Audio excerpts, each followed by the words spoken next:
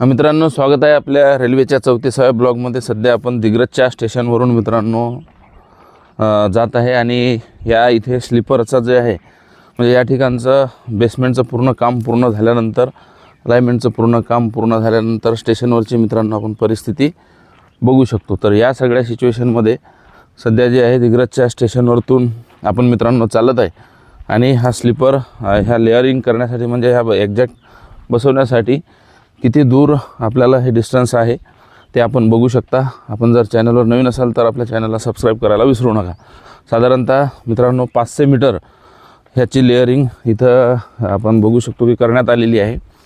आणि मित्रांनो, काल आपला जो आपण 2 दिवसापूर्वी म्हणजे रामनवमीच्या दिवशी जे आहे अर्धापूर, बामणी आणि हदगाव या परिसरातील मित्रांनो शूट केलं।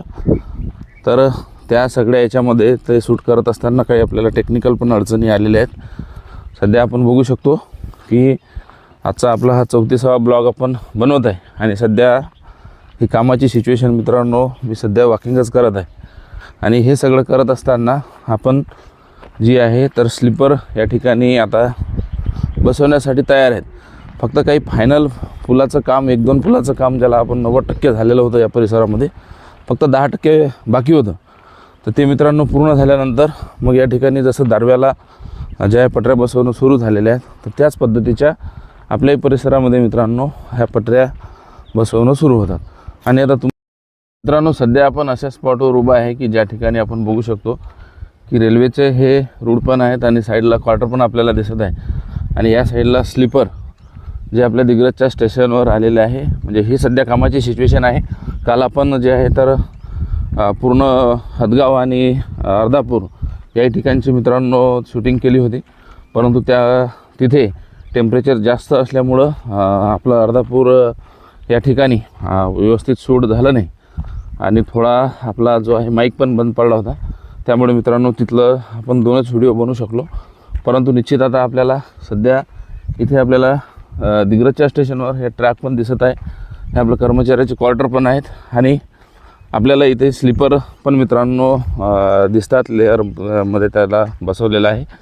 आणि समोर लगेच आपल्याला इथं आपलं रेल्वेचं शेड पण तयार झालेलं आहे। म्हणजे ही सध्याची सिच्युएशन या इकडल्या फेजमध्ये आहे। तर तो ट्रक जो जातो आहे तो नांदेड रस्ता आहे आणि याच हायवेला आपल्या जो की नागपूर, पुसद, उमरखेड त्या भागाला मित्रांनो म्हणजे मराठवाड्याला जोडतो। तर याच पद्धतीनं जो आहे हा जो आपला रेल्वेचा ट्रॅक आहे तर तो मित्रांनो हदगाव आणि त्या परिसरामध्ये नॅशनल हायवे 361 जो आहे आपला तुळजापूर नागपूर त्यालाच पॅरलल आहे। आणि कालच्या आपल्या व्हिडिओला मित्रांनो तिथल्या आपला चांगला प्रचंड प्रतिसाद मिळाला, त्याबद्दल सर्व प्रेक्षकाचे आभार। आणि आज सध्या आपण दिग्रजच्या ट्रॅकवरती मित्रांनो हे इथली तुम्हाला सिच्युएशन या ठिकाणी दाखवत आहे।